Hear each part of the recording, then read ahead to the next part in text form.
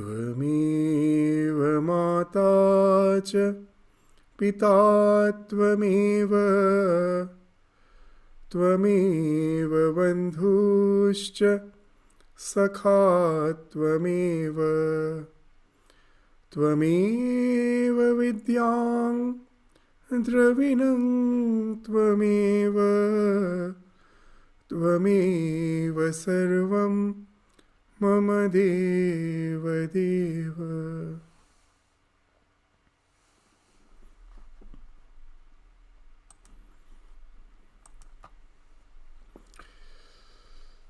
So in the last class, we studied the 6th verse of the Narada Bhakti Sutra.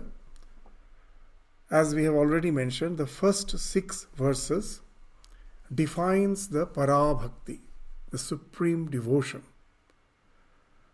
And now from the 7th to the 14th, which we will take up gradually, these verses will speak of renunciation and self-surrender as the practices needed for attaining that para bhakti, that supreme devotion. Now, renunciation and self-surrender, these are the very common terms, but we will find in Narada Bhakti Sutra, it has its own way of defining what renunciation is and what self-surrender is. So now let's enter into the verses and then we will go to the discussion. The 7th verse, what it is saying? Sa na kamaya mana nirodha rupatvat. So sa means that devotion. Na kamaya mana. It is not a means to fulfill the desire. So generally, this is very first thing which Narada Bhakti Sutra is indicating. That we will find that in this world, that what we think of devotion for most of the people, that our needs are all worldly needs. I need wealth, I need good position in life, I need good relationships, good job, good education. And for that we will find that we go to the divine and pray. It's not bad. But that's not the supreme devotion. So here they are speaking of the supreme devotion. So sa na kamaya mana. So it's not a means to fulfill the desire. Why? Because nirodha rupatvat. The real devotion is actually, it eliminates the desire. Because it is of the nature of nirodha rupatvat. Rupatvat means its nature. What is its nature? Its nature, by its nature itself, it eliminates the desire. As Sri Ramakrishna used to say, that bhakti kamana kamanar moddhe noy. The desire for bhakti, for devotion, is not to be considered as desire. Why? Because this devotion is such a desire. Once you desire for it, and once you start progressing in your spiritual journey, and you find that you are developing more and more devotion, the more and more the other desire starts falling off in a very natural way, spontaneous way. As Sri Ramakrishna used to say, the more you go towards the east, the west naturally falls behind. I cannot push the west.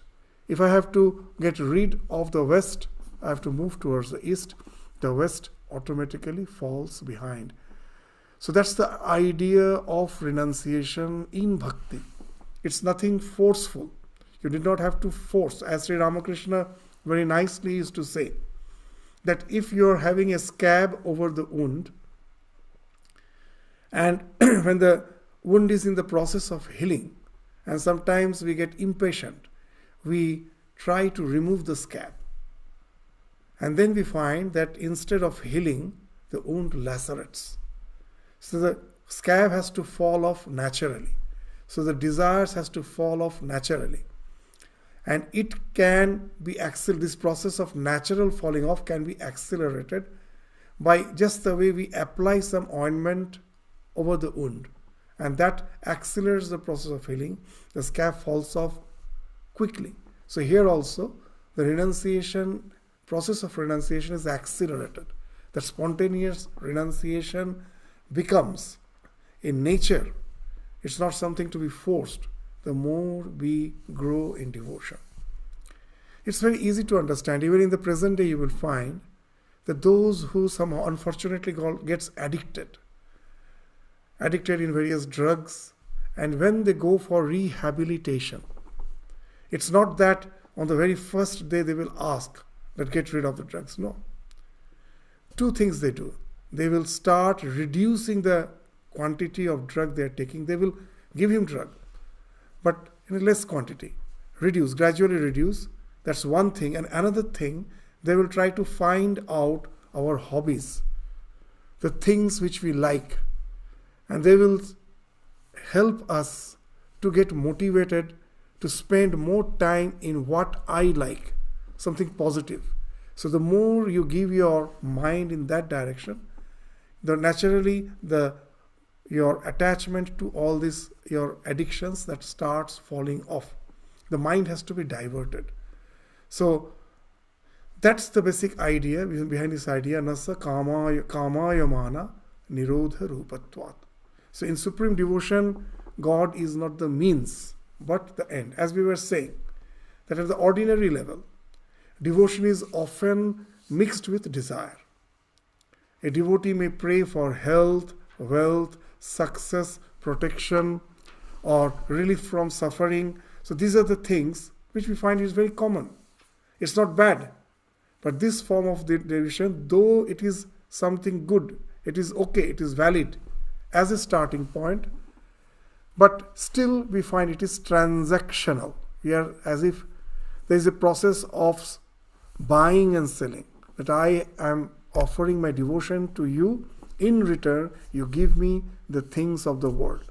It has some shopkeeping, it has just a matter of shopping, buying and selling, transactional.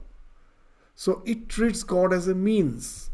As Swami Vivekananda used to say, that in the true spirituality, God is the end. But for most of us, God is just the mean. The world is the end. I want wealth. I want this good health.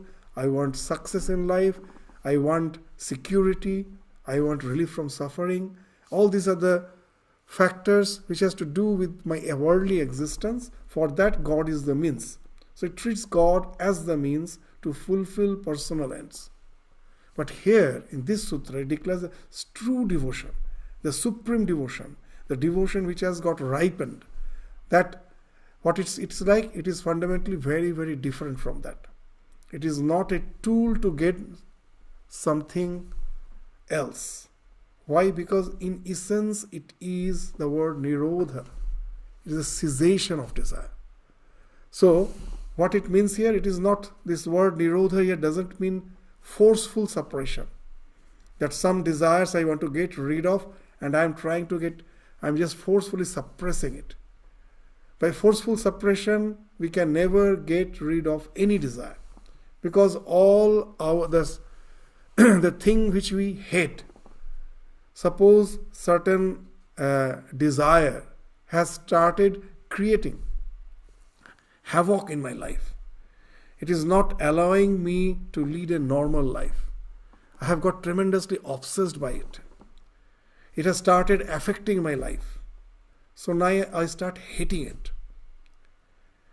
And I think of getting rid of it. Constantly I am thinking that I have to get rid of it. But I find I am never successful. Why? Because all sorts of hatreds are negative attraction. What it means? The thing which I like, which I love, I always think of that. We all know that. But you will find the thing which we hate, we think of it more intensely than the things which we love. So actually, in the name of trying to get rid of it, I am contemplating on it. It is always in my mind. So I am thinking I have to get rid of it, but I can never get rid of it because I am always thinking of it. So that's why in bhakti, the way to relinquishment, renunciation is very scientific. It doesn't mean forceful suppression. It is not a forceful suppression. Then it is a devotion where the mind becomes absorbed in the divine. And it becomes so absorbed in the divine that all other desires loses its hold. We find in our life that the mind has a limited power of processing information.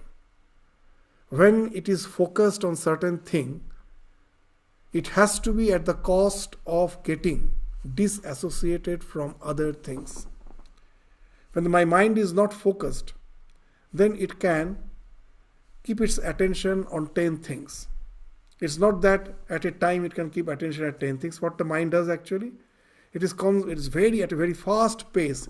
It is jumping from one thought to the other thought, one activity to the other activity, giving me a sensation I am keeping my mind in all the 10 things. So it actually never happens. It is constantly jumping from one thought to the other. But if I develop this faculty of focus, then I will find the other things naturally starts falling off. This common example which we gave, that when I am just having a chit chat with someone else calls me, I hear it.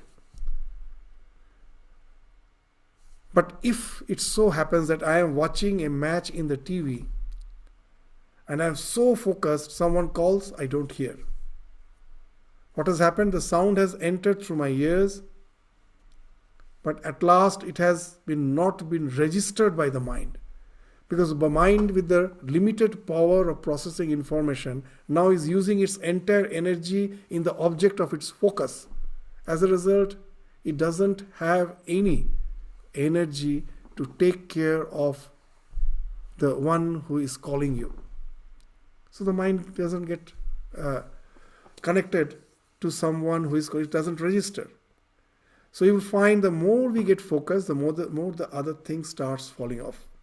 And that's the thing which has been spoken of here in supreme devotion.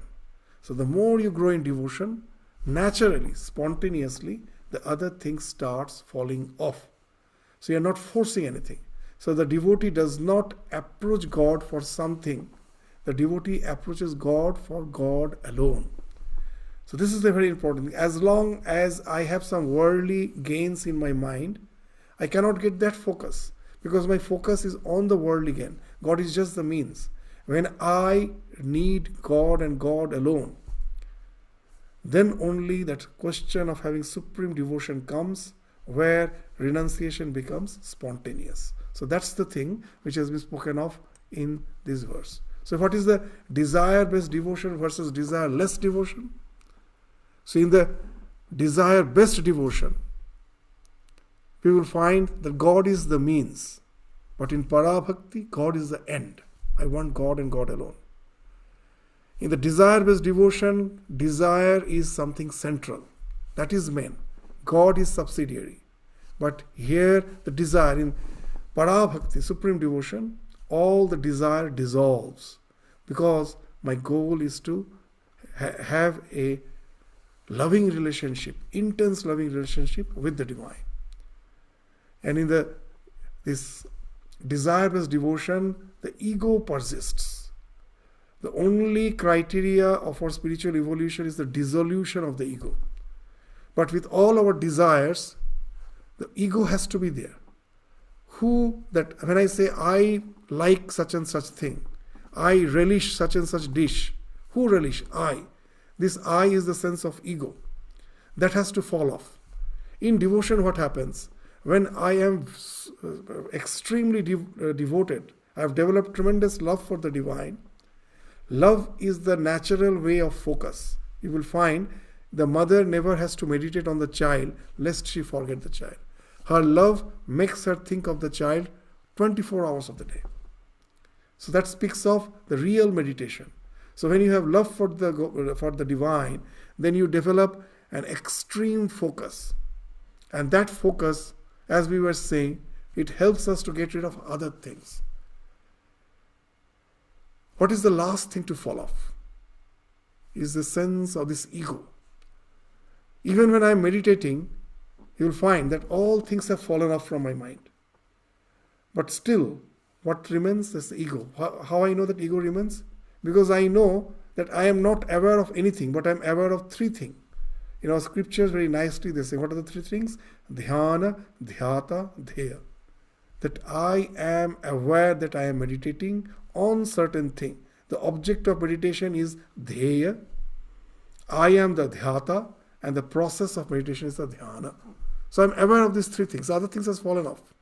Why I am aware of these three things? Because the ego still persists.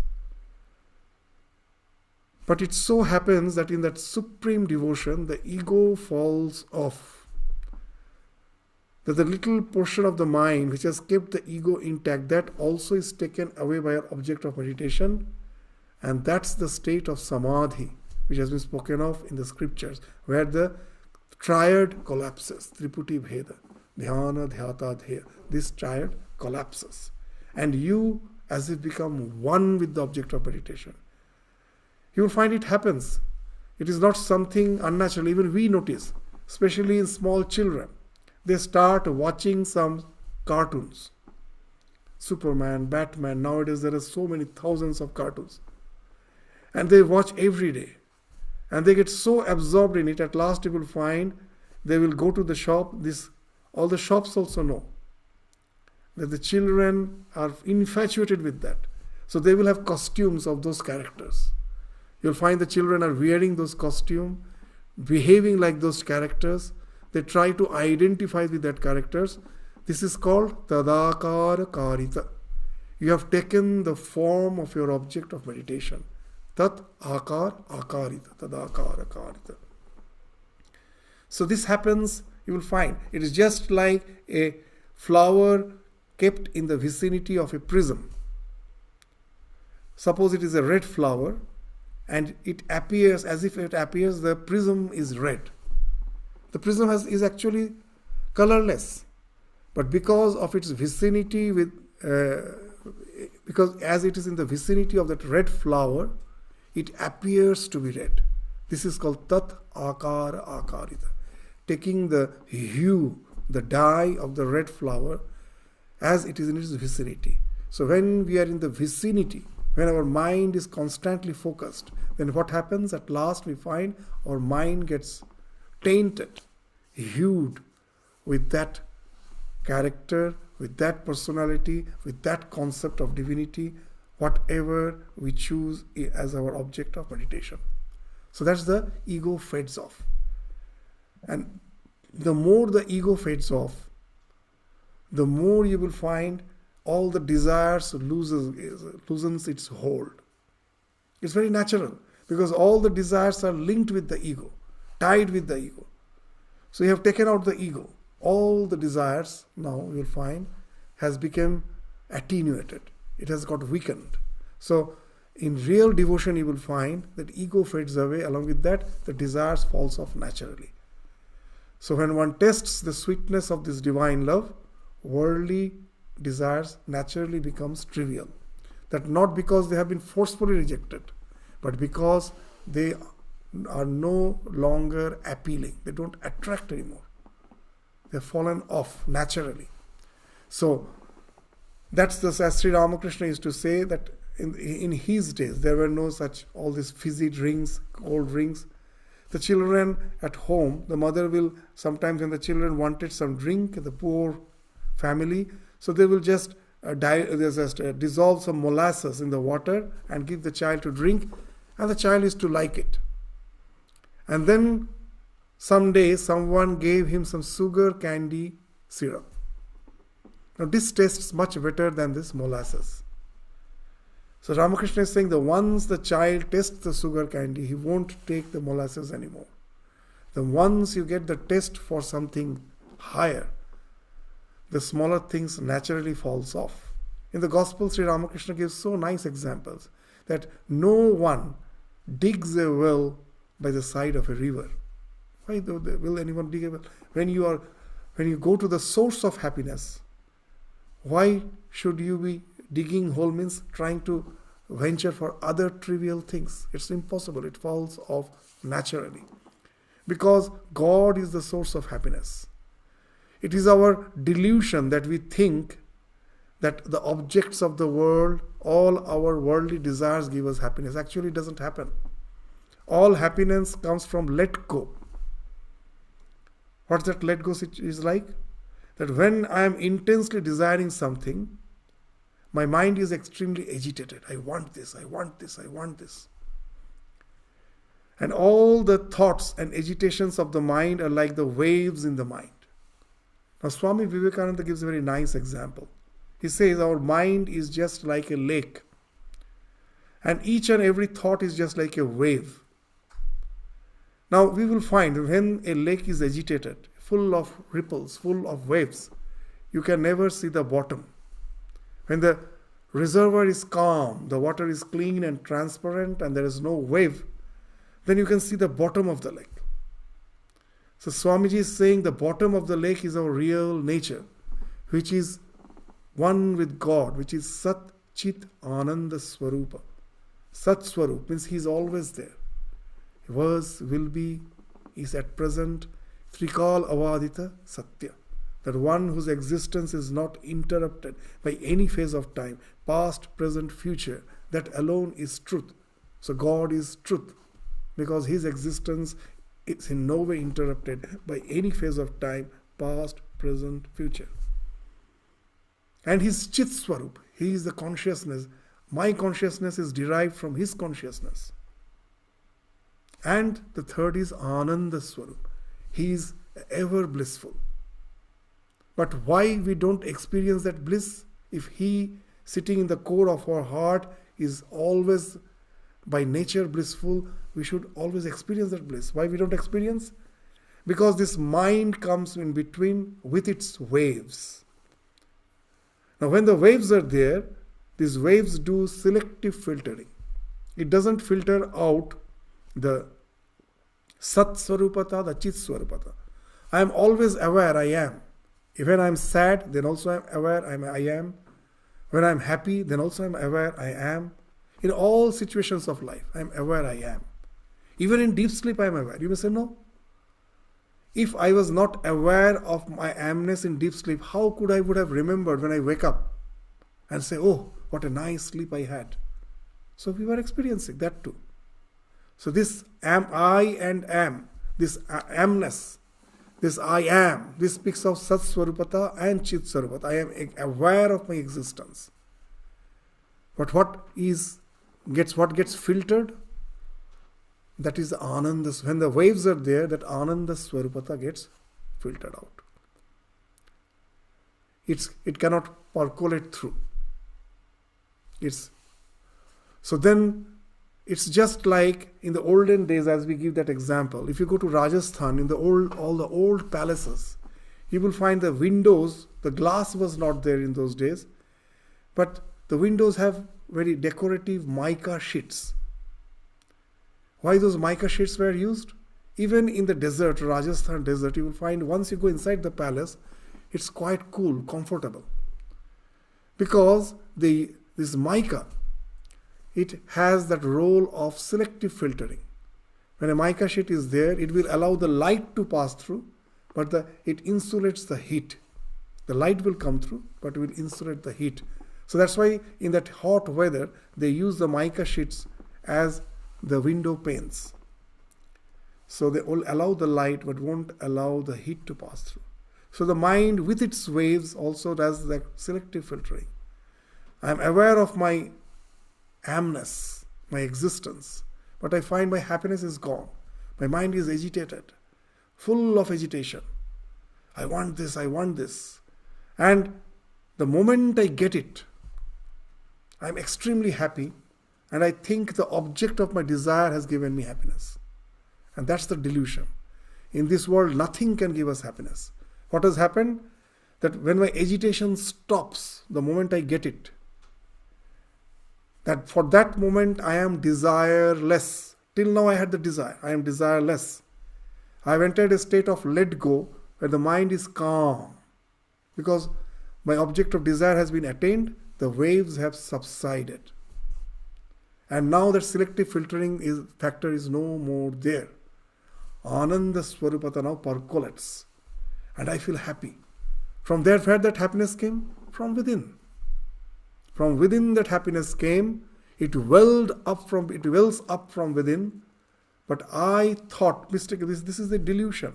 Throughout our life, this delusion. We are the puppets because of all these worldly things, because we are deluded. Nothing in this world can give us happiness. Only the calmness, which no more, filters the happiness. It allows it to percolate through our mind. And then I am enjoying the bliss which has been derived from the bliss of God. I am one with it. So, you will find that it is the God alone, the divine alone is the source of all happiness. Once I have got that derived, I have known that this is the only source of happiness, will you ever be any more deluded to go after all those trivials? Impossible. So that's what happens. The more and more he is trying to delve in the divine and enjoy the perpetual bliss. That bliss is no more interrupted. Now what happens? The moment I get the object of my desire, for the time being I am desireless. But as I have the idea, it is the worldly things which give me desire. Again, the next moment a new desire comes. Constantly we are chasing after the desire. We are never satisfied. We think, as a young person, if I have a small house, just a small car, any car will do, it's okay. I'm quite happy. The moment you get it, you'll find again, we'll start comparing. My neighbor has such and such car. His building is such a huge building. Why not me? You'll find throughout the life, so many times we thought that this will suffice, but it never suffices. Again we go. Because our idea is this world with all its vagaries, with all its diversities, is waiting there to give me happy once I attain it. And it is just like a hellish treadmill, hedonistic treadmill, ever running, never reaching, nor a distant glimpse of shore. That Swamiji is saying. Our worldly desires are like that. This eternal chase is going on. If somehow we knew the divine alone is the source of bliss. You know why these monks are called Maharaj? Very interesting. These wandering monks have no wealth. They're the poor. They are just begging for their day-to-day sustenance. They just sustain on alms. And Maharaj means king of kings. How can they be king of kings? The idea is this, the philosophical idea behind this word is wonderful. That who is rich? The one who has wealth, is he rich? They say no. The one who has gone beyond wants is rich. Why I go for wealth? Because I have various needs, various wants. I want to be beyond that all wants. That's why I just go on accumulating wealth. But with all those wealth, have I gone beyond want? No, still want is there. But if someone has realized in his life that the real happiness lies in the divine and divine alone, and stops chasing after this so-called hallucination, chasing after this hallucination, chasing after the mirage, sitting quiet, gone beyond the wants, and enjoying the perpetual bliss, which is the core of his being, the God sitting in the core of his heart, as the essence of his existence. From there, that perpetual bliss is always there, and he is always satisfied, always happy, has gone beyond wants. Though he has nothing, he has gone beyond wants. If or the criteria of richness is to go beyond wants, then who is more rich than him? And that's why he's called King of Kings, the Maharaj. What his terms itself speaks a lot about the philosophy which we are approaching now. So this is the idea. So once you get the test of the divine, the other things are bound to fall off. So that's why the desire arises from the sense of incompleteness. I lack something, therefore I seek. So that's the same idea we find in the Bhagavad Gita. They say there are 4 types of devotees. Who are these? Artha, the distressed. Jigyashu, the seekers of knowledge. Artharthi, the seekers of worldly possessions. Now this Jigyashu is very interesting. For most of us, we don't really want God. We have heard, as we are staying in the society, there are so many religious organizations, so many faiths, and nowadays in internet, you can search for anything. Acha, I've heard that there is God. Let me see what God is. And you go on searching, you go on asking others, you try to discuss on that. So you have developed a curiosity about a dimension of existence which is beyond this physical plane. But you have not yet developed that passion to be one with it. So these are the jigyashus, the seekers of knowledge, artharthi. They are all running after the worldly possessions, artha. Sometimes when we are in danger, then we think of God. Oh God, protect me. As if He is our security zone, He is our comfort zone. So we find that in all these cases, actually, He is devoted. Why is a devotee? Because he is resorting for help. He is searching for help from something which doesn't speak of this worldly existence. It is beyond this. So he is a nice person. He has started relating to the spiritual dimension of existence, but yet to understand that once I get that, nothing else is required. So I have not developed that sense. So this artha, jigyashu, artharthi. So among the 4 categories, these first 3 categories are this lower type of devotion. In Bhagavad Gita we find in the 7th chapter, the 16th verse, Chaturvidha bhajante mam. There are 4 categories of devotees. And they are all sukriti. They are all good person, Arjuna. Why they are good persons? Because they have started relating to the spiritual dimension of their existence. Unless you start relating to that, you can never get the answers to the problems of your life. We give a very nice example. That there are so many problems for which we don't find answer. You know why? Because most probably we have to relate to some other dimension to really find the answer. Well, I will give you a very simple example. If I ask you to draw exactly 4 triangles by joining 4 points. You try, you can never do that. 2 points will intersect to create the 5th point. And then 2 triangles, if you take together, that will be another extra triangle. Exactly 4 triangle by joining 4 points. You try, impossible. Then what's the answer? The answer is you just draw 3 points on the paper. You just put 3 points on the paper and visualize the 4th point in the space. Now you join the 3 points, you get 1 triangle, then paper. Now from the 3 points, you visualize a line to the point on the space. You will get a triangular pyramid with exactly 4 triangular faces. So why I didn't got the answer previously? Because I was thinking that I have to solve the problem in this 2 dimension of the paper. I never took the 3rd dimension, the space, into consideration. So I was never getting the answer. So in our life, you will find so many situations we don't find any answer because we don't relate to that spiritual dimension of our existence. And then with all our counselings, in the psychological counseling and all, we find at last they're all patchworks. They're not giving me any permanent solution. The resilience which we need to fight with the challenges of life, a devotee does it much better by relating to that spiritual dimension, and that way he's still dealing with the world, dealing with the challenges of the world, but as he has related to the dimension, now he finds answer and he can easily find way out of it by being resilient.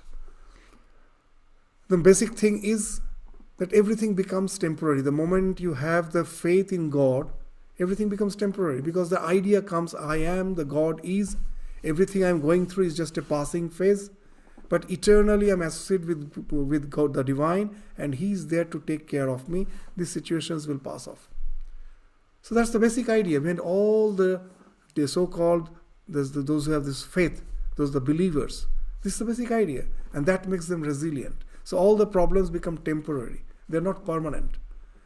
And that's why that helps them to be more and more resilient. So this Artha, Jigyashu, Artharthi, they're all good because they have started relating to that spiritual dimension.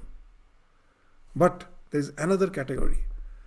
This Artha, Jigyashu, Jnani, Artharthi, Jnani, cha Bharadasha. Of these first three, all the four are good. But the best is the Jnani. That who is resorting to the spiritual dimension not to interact with the world, not to solve the problems of the world, but to be more and more aware of Him, because he knows He is the be-all and end-all of all existence. Just to resign to Him is the solution for all the problems of life. Not that the problems will be solved. You can easily transcend them. They cannot in any way baffle you, disturb you. You become resilient by more and more being devoted to the divine. And we will find in Bhagavad Gita, in the very next verse, that's the idea has been spoken of. But devotion of the Jnani, the fourth type of devotee, is the supreme devotion. As has been stated, what it is being stated? Tesham Jnani Nitya Yukta Eka Bhaktir Vishishyate. That of all these four, Jnani is the one which is Vishishyate, which is something excels, he excels. So that I am fond of him and he is devoted to me. Priyo hi jnanino tarthyam sacha mama priya. That I am dear to him and they are very dear to me. So, but to attain that state is not easy. In the 19th verse, like in the same chapter, they say, Vahunam janmanamante jnanavan mang prapadyate. After going through these uncertainties of life, maybe for births together, gradually it registers at last that I am wasting my time just in these pursuits. It never gives me any fulfillment. The ultimate fulfillment comes when I know the God alone is the be-all and end-all of existence. He is the one who is the core of the essence of the entire existence. Everything else is just a projection of the divine. That's the same, that idea has been spoken of in this 19th verse. Vasudeva Sarvamiti. Sa Mahatma Sudurlabha. To get such a person who knows God is the only existence. My ego is something which is false. He alone is working through me, through you, through everyone. Vasudeva Sarvamiti. He is the one who is everything. And then that sense of surrender comes. With that real love, that surrender comes. The one whom I love. So what that? I have full faith in him. Because I know he is the be-all and end-all of my existence. And naturally I know nothing has happened to me which speaks of my annihilation, which speaks of my destruction. All the happenings of life in no way affects the real me. And from that's what you say, that's a sense of surrender comes. And then the heart starts residing in the divine. And then the sense of lack, that I am lacking in something, that diminishes. That's no more there. Abhava bodh is no more there. Anxiety about the outcome, that reduces. The urge to control life.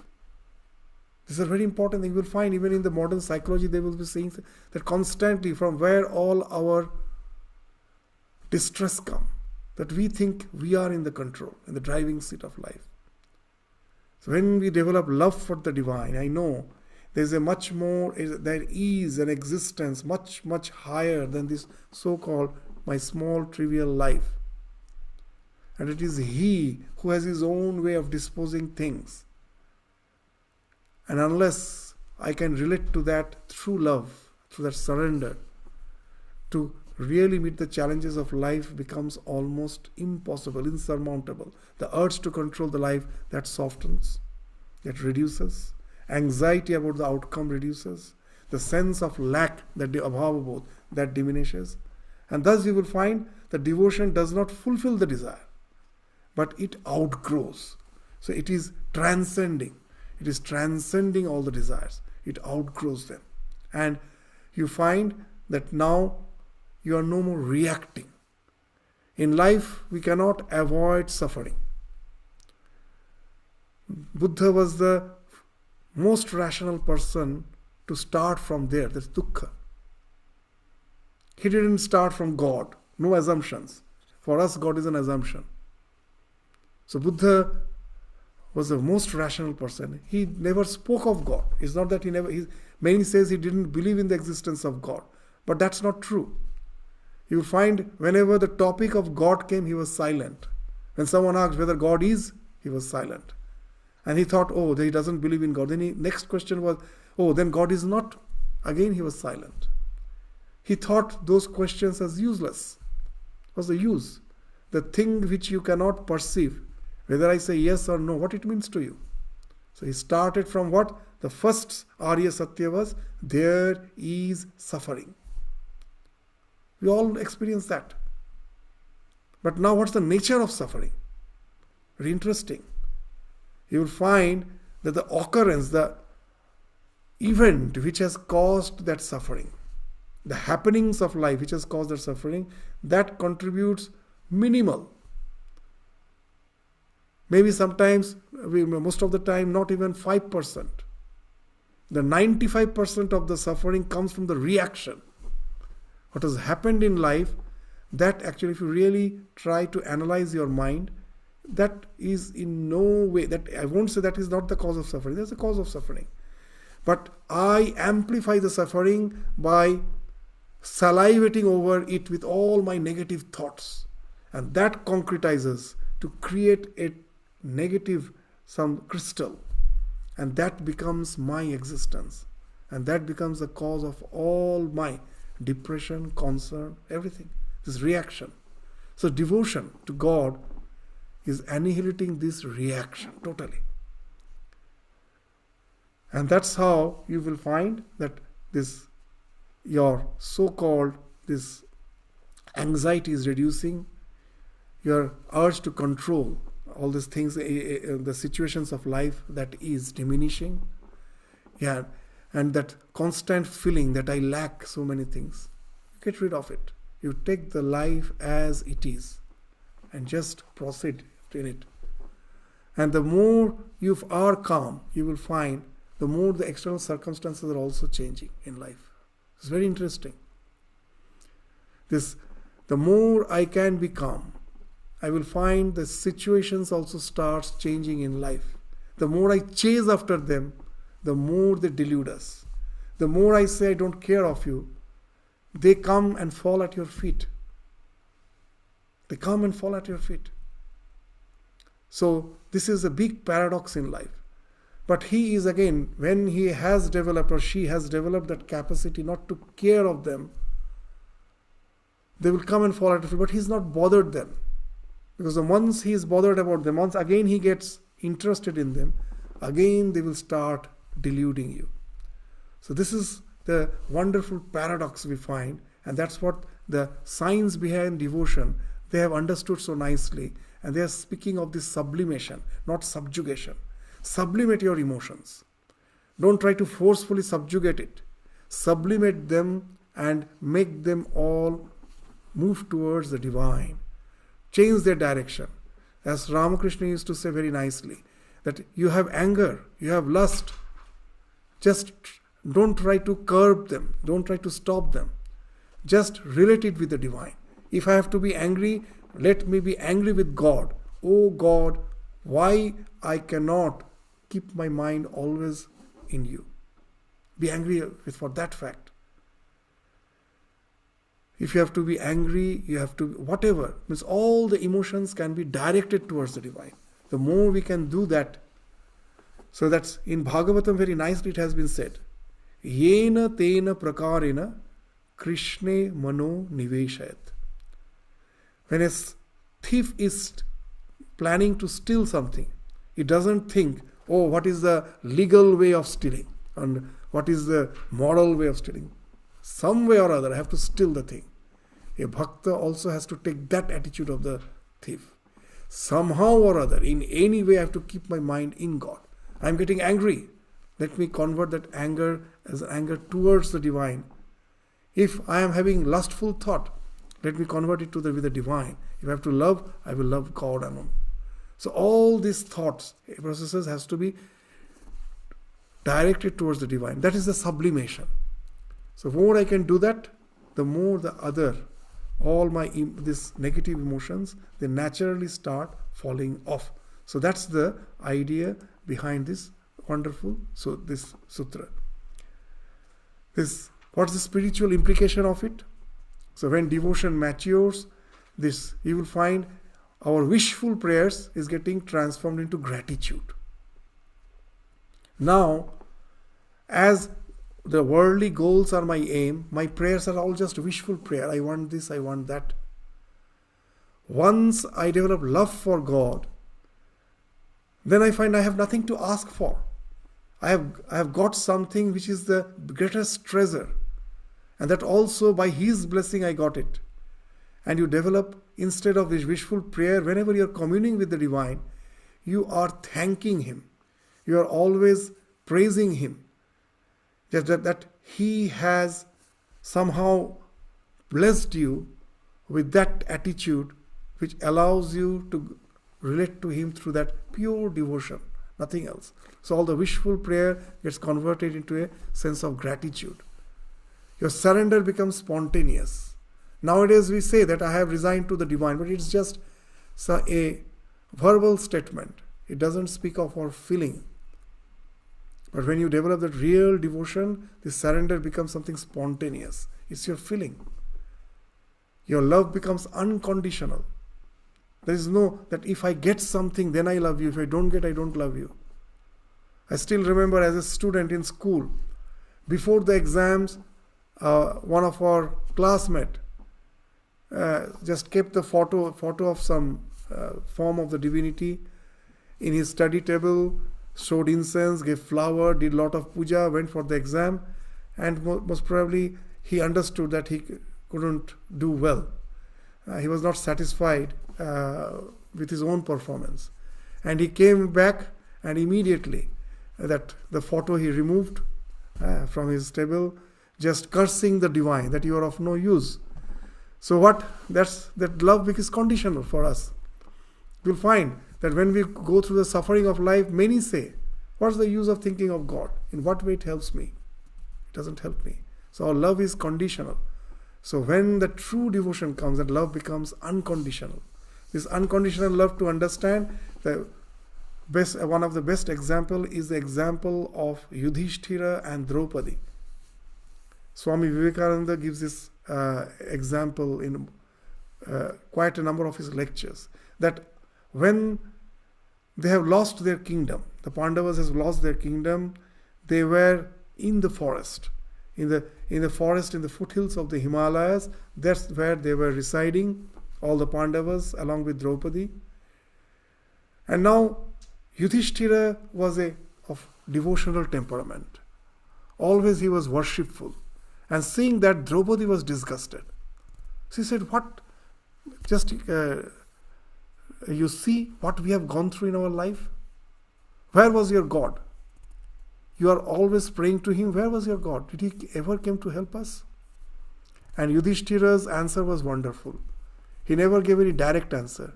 He asked, oh dear, as they were in the foothills of the Himalayas, they were just as if trekking. They were just going down the hills. And then when Draupadi was complaining, as Yudhishthira said, oh dear, just look at these peaks, snow-capped peaks of the Himalayas. These towering peaks, tiers of peaks. Isn't it wonderful? Doesn't it make you feel so happy? Yeah, of course, such a wonderful scenery. It makes you feel very sublime, where it calms you down. If you get awestruck. Now Yudhishthira asked him, what the Himalaya has done for you? Has it done anything for you? But it is such magnanimous, just seeing it is falling in love. The God is something like that. I never ask what He has done for me. He's that magnanimous personality. Just to be in His presence is to fall in His love. So that's the attitude of the supreme devotee. He doesn't want this. His love is in no way conditional. So these examples of this supreme love we find are there in our scriptures. If you read Bhagavatam, there is a nice story of Dhruva, a small boy. He is the son of the king. King's name was Uttanapada. He is the son of Uttanapada. And he had a stepmother. Stepmother's name was Suruchi. Suniti is his mother and stepmother was Suruchi. Suruchi also had a son. And now Suruchi, though she was younger, but she was king's favorite. And so she always thought that it is my son who will become the king. Now one day she saw Dhruva, the son of Suniti, sitting on his father's lap. And the father was caressing him. He was sitting. Seeing that, Suruchi became very jealous. She came and said, "Oh, you may sit in your father's lap. But it is my son. It is my son who is going to become the king." And he snatched him down from his father's lap. It is my son. And as the king was very fond of his younger wife, he was silent. He never in any way retorted to it. That the behavior of this rude behavior of Suruchi, he just remained silent. He never opposed it. And now Dhruva felt extremely hurt. That I am not only deprived of my father's love, and now being the elder child, actually it is I who am supposed to be the king. And here our stepmother comes and says that you in no way are going, just don't think of sitting on father's lap. After all, you are not going to become the king. He was so saddened. He went to his mother to complain. Mother was helpless. She also knew the situation. She was helpless because she knew that father was more fond of the younger wife. So she was helpless. So now when the son came for help, the mother said, after all, God alone, Vishnu is the one who is the provider, who is the protector and the provider of the entire creation. If you have to pray, go and pray to him alone. After hearing these words from his mother, Dhruva went to the forest, to the jungle, left his palace and went there, and he was intensely praying. And seeing his intense prayer, this small boy, at last God was pleased. He came in his presence. I mean, I'm just saying it in a very short form, just to say what supreme devotion is. Now see, this boy had the desire that he should become the king. After his father, it is he who should become the king. So, desiring this kingdom, he was praying. But when the divine materialized with a form in his vicinity, he forgot for what he was praying. He was awestruck. He was full of devotion. He couldn't say words. He was so awestruck. And it is very nicely in the Bhagavatam it is mentioned that God understood that he wants to express himself, but he cannot. Being a small child, he doesn't have sufficient words to express himself. And the God touched his conch in Dhruva's throat. And then verses came out from his mouth in the praise of the divine. And then Vishnu asked him, yes, you are just, actually I touched the conch so that you can speak out. You have called me because you have some desire. You are in need of something. Have you forgotten that? And Dhruva said, after seeing you, all those things has become trivial. Just see, that's the supreme devotion. That I want you and you alone. Everything else becomes trivial. And the story goes that the Dhruva star, the highest location in the celestial being, that was allocated to him. It naturally came. As we were saying, this is the paradox. The moment you say, I don't want anything, only I want you, the entire nature becomes your slave. It is ready to give you. The God blesses him that you will get after your death the highest bliss. But when it happens, when he became desireless and only he was resorting to the divine and divine alone through his supreme devotion. So this is the wonderful story which we find in the Bhagavatam. There's a similar type of story we find in the life of Swami Vivekananda. You'll find that in Swami Vivekananda, after his father passed away, his father didn't kept much wealth, some property in their name. So they found that actually they have no wealth. His father was a very large-hearted person. He used to donate a lot.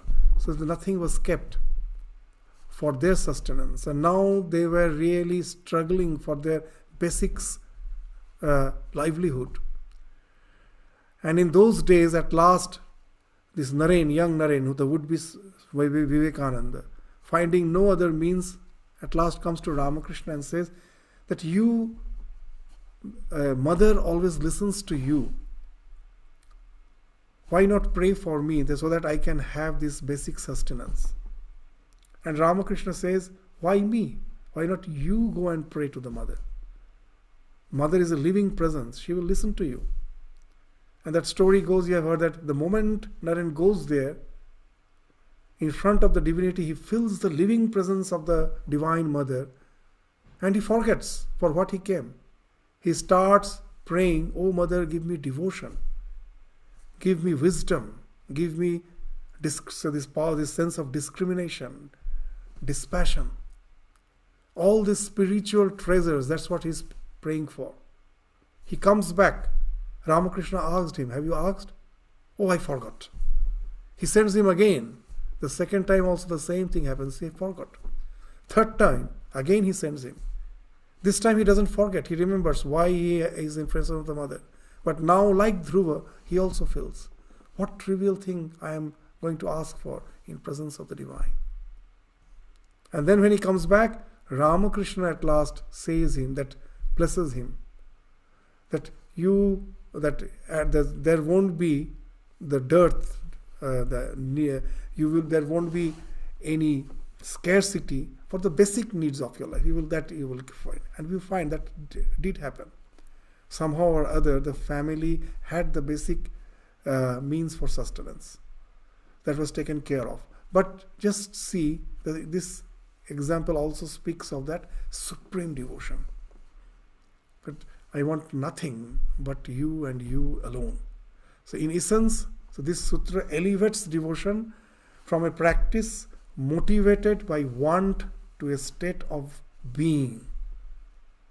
It characterizes the inner freedom. So it speaks of tremendous strength.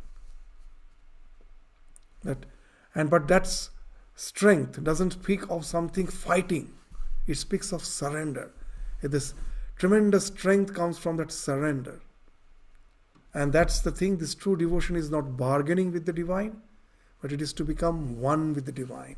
It is to get dissolved in the divine, to get tadakara karita. That's what scripture speaks of. That to get hued, tainted in his essence. So that's the thing. So that's why we find Sri Ram. That's why now we will find that why Sri Ramakrishna, but with that words of Ramakrishna with which we started today's class, that bhakti kamana kamanar moddhe noy. The desire for devotion is not to be considered as desire because it annihilates all desire. Your love for God becomes so overwhelming that all other desires become trivial. They fall off naturally. So that's the 7th sutra which we have gone through. So we will go through these sutras one by one, the 8th, 9th. You will find this section.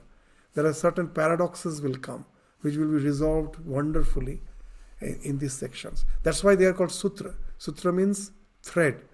So if now we are doing that, what? We are studying one by one sutra. It's needed to have an elaborate idea of that sutra. But each section, when the 14th verse will be over, we won't immediately jump to the 15th. We will again take 7th to 14th in a very quick succession to find the thread, the connection.